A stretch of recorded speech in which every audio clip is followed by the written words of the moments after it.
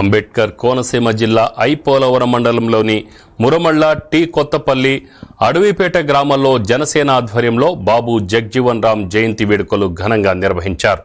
ముమ్మడివరం నియోజకవర్గం ఇన్ఛార్జి పితాని బాలకృష్ణ ఇతర జనసేన నేతలు జగ్జీవన్ రామ్ విగ్రహానికి పూలమాలలు వేసి నివాళులర్పించారు. జగ్జీవన్ రామ్ బడుగు బలహీన వర్గాల అభివృద్ధికి కృషి చేసిన మహోన్నత వ్యక్తి అని కొనియాడారు.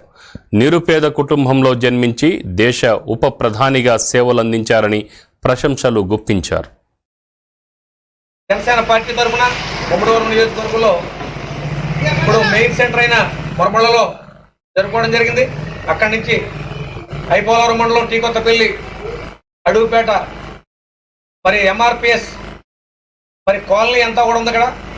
మరి ఇక్కడ ఈ చక్కటి కార్యక్రమం పుట్టినరోజు వేడుకలు జరుపుకోవడం చాలా సంతోషం.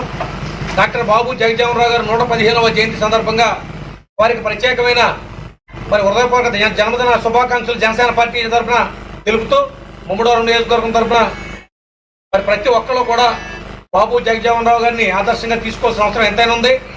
అట్టడుగు స్థాయి నుంచి ఎలా మరి దేశ ఉప ప్రధానిగా చేసిన ఘనత మరి డాక్టర్ బాబు జగజీవన్ రావు గారికి ఉంది.